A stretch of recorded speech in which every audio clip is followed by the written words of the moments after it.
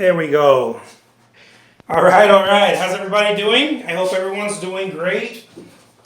Um, this is Jose Trujillo, ready for a new awesome painting with my trusted Starbucks.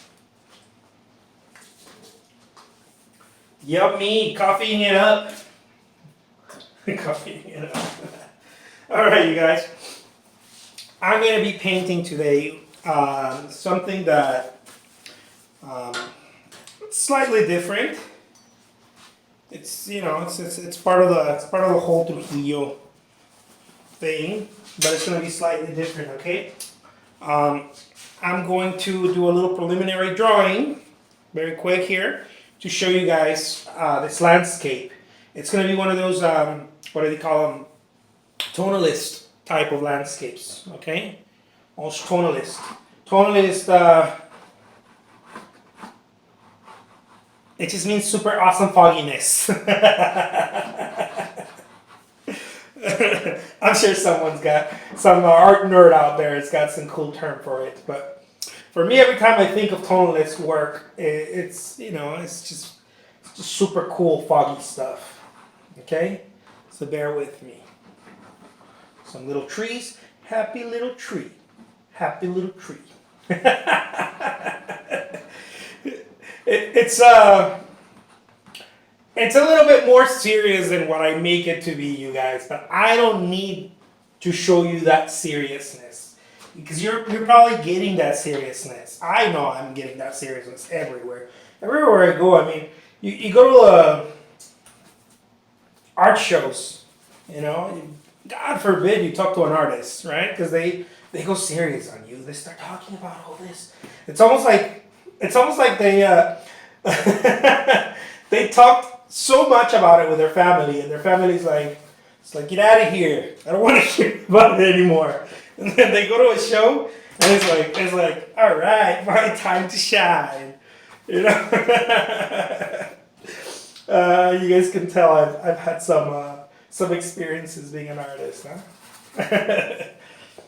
There's a saying, in Spanish, I don't know what the saying in English would be. If you guys know these cool sayings, please, come on, put them on the messages, below. Put your messages below. The saying goes like this in Spanish: "Nadie es profeta en su tierra," meaning no one is a prophet in their own land. Right? Some variation of that. When you're an artist. You tend to, for the most part, right? You tend to be talking about artwork all the time. You're like, art. Because, yes, that's the thing you do. But the 90% of the population loves art. That love art, right? Because you're talking to people who love art. Doesn't necessarily mean that they get sucked into it like you do. So we tend to make it very serious, And a lot of it is more talk, too. A lot of it is more theory. We love talking about theory. We're like, I've seen some people talk about theory, about artwork, and then you see their paintings, and it's like, what? What the hell are you talking about theory? But we love the theory more than the practice. We tend to do that not just with art, with everything we can find, right? We humans are funny like that. So here is going to be chill. We're gonna chillax here. Here is you're not gonna have that here with me. I'm sorry, but if you want to learn about theory and every step of the way, I'm not your guy. And I'm not trying to discourage anyone by saying that, but I feel like there's so much of that out there. Doesn't mean you're not going to learn something valuable here, because I am sharing what I've been learning, as I've said before, on my journey to become the best artist I can become. That's why I say I'm the world's greatest living artist. It's not to bash on anyone or saying that someone else can't be that, or that I sound like a butt saying that for some people. It's really for me, you guys. I know. I'm selfish like that. But when I say I'm the world's greatest living artist, I'm really talking about me. I'm thinking about me. I'm thinking about how I'm going to, what am I going to have to give up and what am I going to have to do in order to be the best me? Not the best, I don't know, any great artists out there, whatever you can think, whoever you can think of, right? Not the best Picasso, right? For those of you who are new to the art thing. Not the best Monet, not the best Dali, not the, those of you who like the conceptual stuff, not the best Kunz, not the best whatever, think of anyone. It doesn't matter. I think about how I can be the best me. And I think that that's wise to think if you're in, I'm just, my intuition says that to me. It should be how I can be the best artist I can be. And I'm not talking about how to uniquely, paint.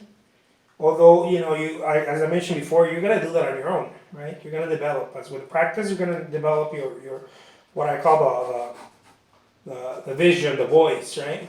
Well, I don't just call that, but I like to say I do. I didn't coin that, you guys. Maybe I did. I don't know. There's probably thousands of artists claiming they coined stuff. I know I've heard voice, I've heard vision, but I've never heard vision voice. Anyways, you're gonna learn that kind of stuff here. You're gonna learn, how to chill, how to chillax, take it easy. Life is too rigid. It can be. All my hippie friends out there, you guys know how to take a step back and be like, all right. And also my doers, I love my doers. Hell, I'm a doer. I love doing stuff. I don't, I really have to make an effort to, I know I'm all talking about being at peace here and all that, but I love doing stuff. But I also have those moments, right, when I'm like, let's take a step back. Let's chillax. So that's really what I'm about here. Let's chillax. There's already too much stuff going on. There's already too much things to memorize. Too many things to be taking notes. If you're taking notes, don't. I'm just saying. If you're taking notes, unless that's the way you learn, cool.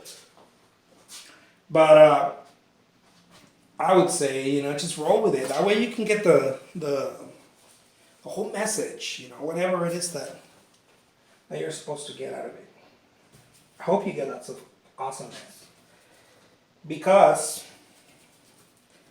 I learned something along the way. Here I go, okay? Some people hate my little speeches. They already told me. They're like, I hate your guts. But cool thing is that we're not doing it for them, right? We're doing it for the people who like it. And I'm doing it for me. This is a great way to journal my process, you guys. And, if you guys find value, stay tuned. But this is what I've learned so far. I think I can encapsulate it. You can't, but I can. I'll try. I've learned that in order to get anything done, learn a new style, learn to paint, blah, blah, blah, blah. Anything.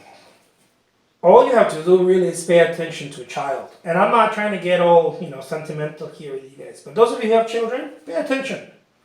I'm sure that you pay enough attention. but pay attention from this angle. You dads get it. You moms. You see the child goes after what they want with very minimal thinking. It's something that I always admire. And I didn't learn this until, later on. It's something I always admire about children. We We adults have to like paralyze about everything. Children, they're like, give me that, or you're gonna have a hard time, dude, if you don't give me that. I want that Pop-Tart, and if I don't have it, you are going to have to go through some trouble right now. Because they are intuitive, right? They still have that magic. They haven't lost it. So what I've learned is that in any endeavor, of course, you can't. It's not about regression. It's not about going back and being a child. No, it's about learning that we forgot that and applying what we know as adults as well. So it's sort of a two things happening here. When you do something, let's say you're gonna be like take on an Impressionism or whatever. Okay? Sure, there's some learning to do and whatnot, but don't think about that just yet. Just pick up the brush, whatever stuff you have at hand, and start doing it. Your will is going to make you adjust. This is one of the biggest secrets that I've learned in my life. That's why that wonderful saying, where there's a will, there's a way.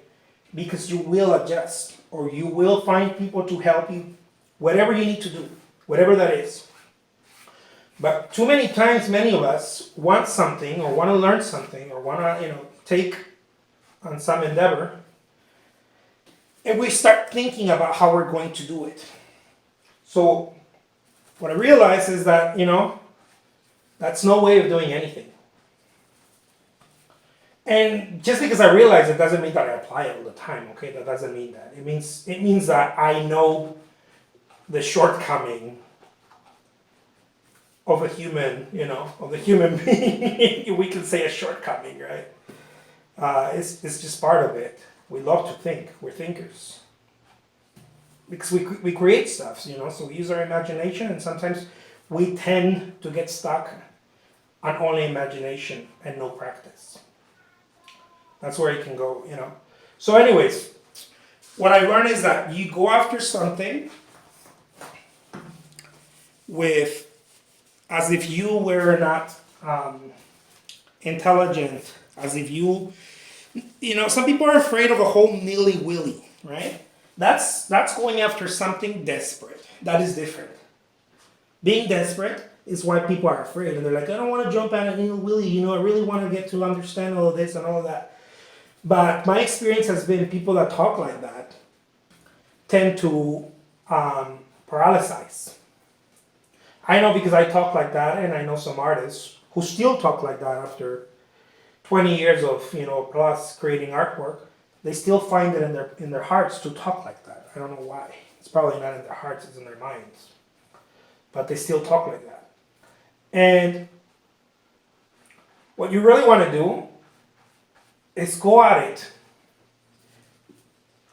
however you can. No necessity to get the best possible teacher. No necessity to get the best possible, Yes, you'd like that. That'd be nice. That'd be great. I would have loved to be shadowing Claude Monet or one of the, some great artists right now. One of my favorite artists is Chuck Close, the portrait artist.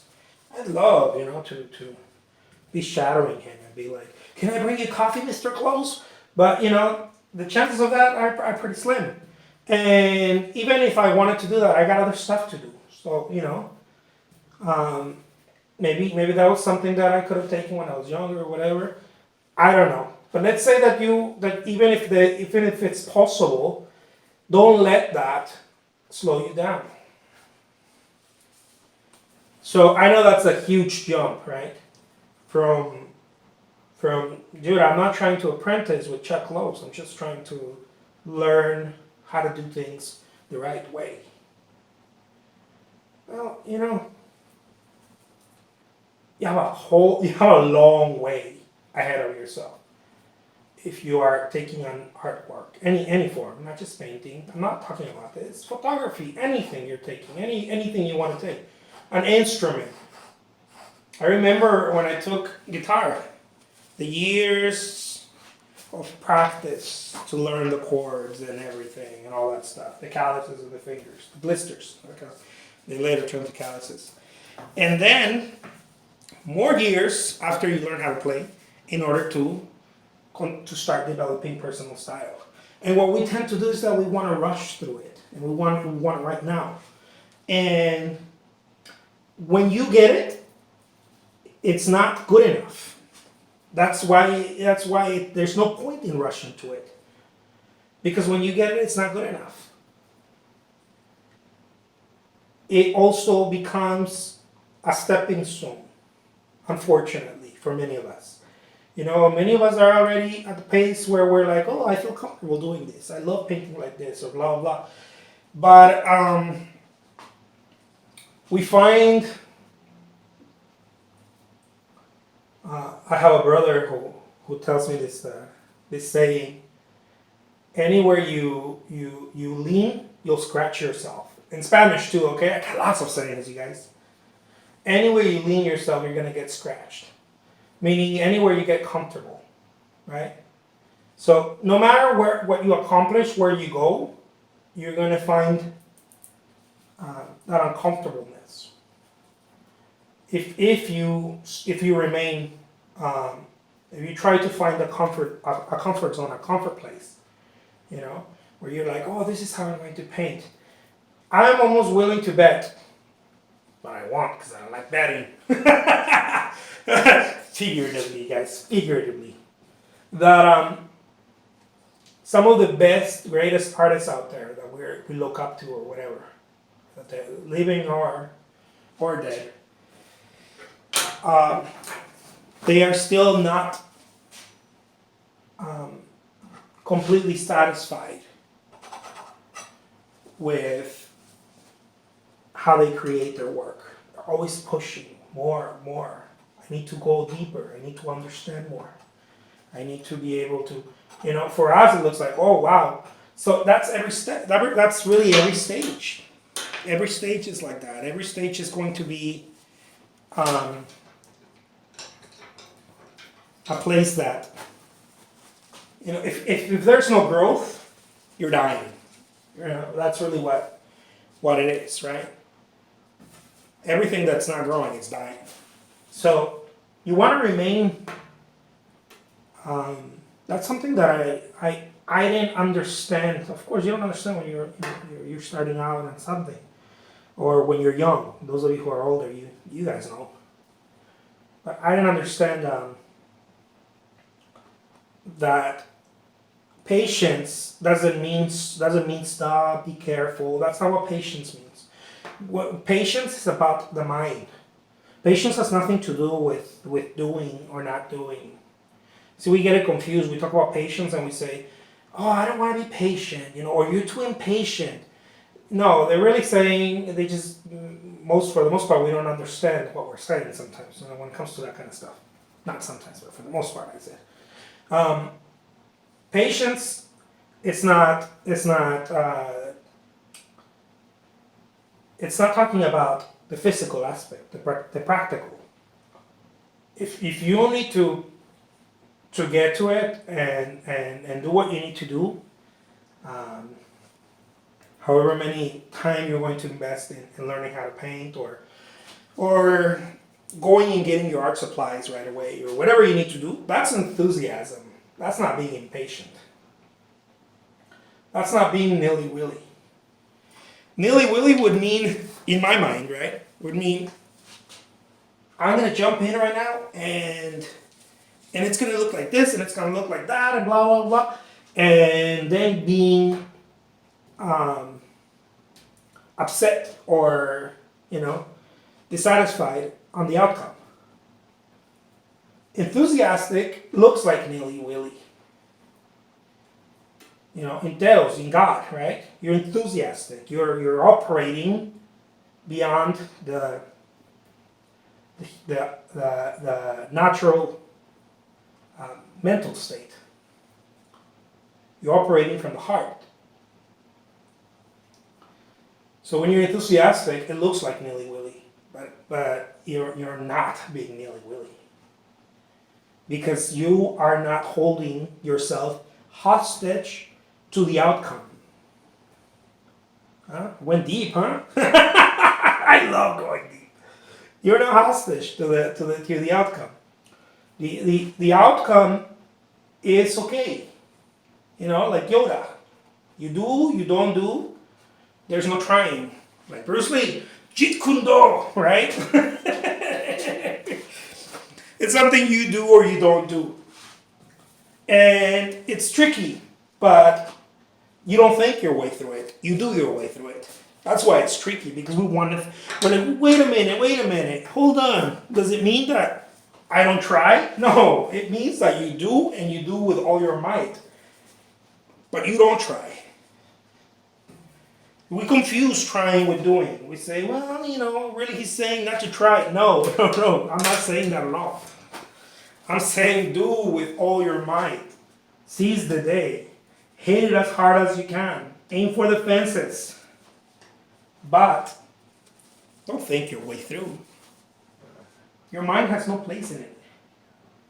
Your mind has a place in it, not when you're doing. When you're preparing, when you're, you're taking care of stuff, you're saying, oh, okay, I'm going to lay some colors, I'm going to do this, I'm going to do that, or I'm going to practice or whatever. Yeah, your mind has a place there.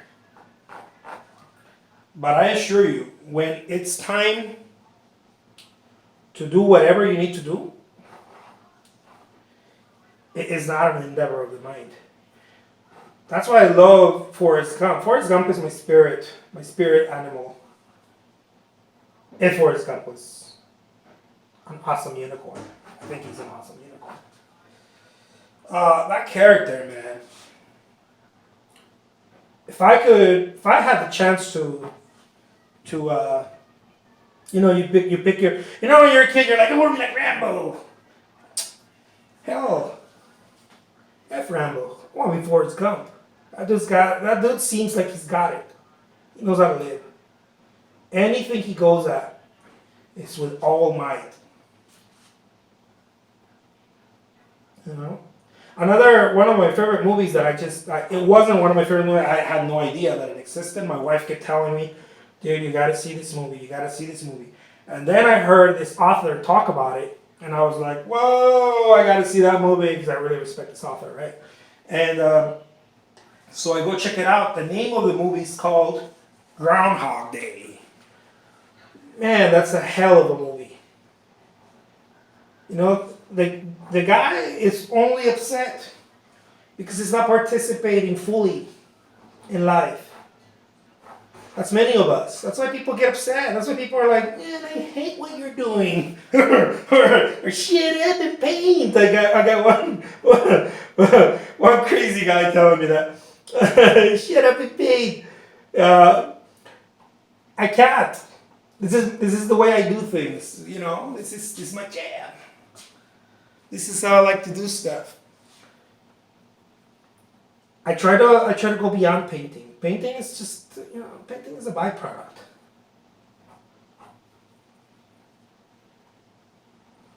But that movie, what is it called? Groundhog Day? Apparently, I'm like the only one in the States who hasn't seen it. Or who hadn't seen it. I saw it already, but it took me, I'm going to be honest with you guys, it took me a couple of times to get it, And then I finally got it, right, to my possibilities, because I don't know how much I got it. But that movie brought some perspective.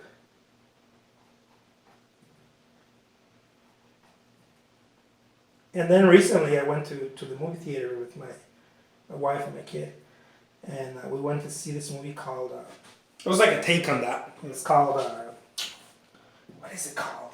It just recently came out. What is it called? Well, it's not going to be recent, right? If this YouTube video stays here for years. But, what is that movie called? Before I Fall, I think it's called. Something like that. It's from that chick from, what's that name? From Twilight. One of the pretty girls from Twilight. That was a good take on I thought it was like a take on Groundhog Day, but kind of like more teens. I thought it was a really good movie too. I really liked it.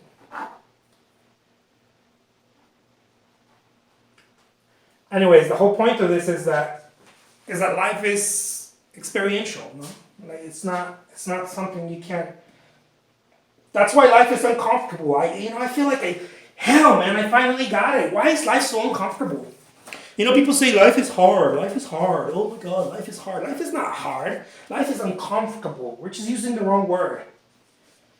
Like life is uncomfortable. I don't want to get up in the morning and go to work or take a shower and be like, I might want to do it if I'm like enthusiastic or if I'm happy about something. Maybe I'm going to go on a trip or I thought of a new painting and I go, yeah, I can't wait.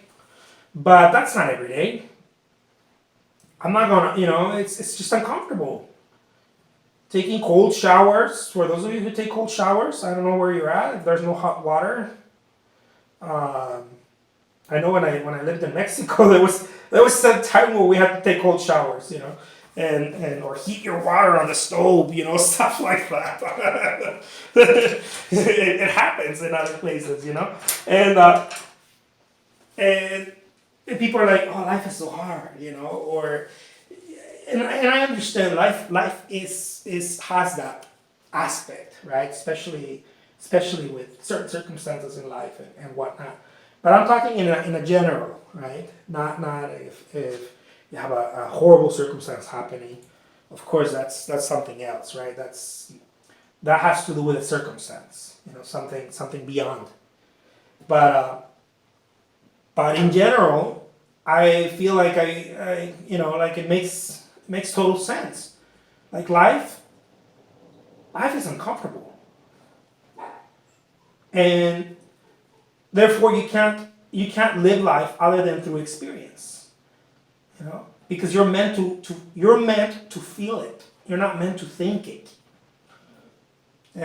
Talk about going deep, you guys. You're meant to feel life, not think it. Thinking is just a tool. It's an aspect. It's a part of it. We use it for language, for this, for that, but it's not why we're here. I don't believe so. I don't know why we're here. I have no idea. I can't tell you why.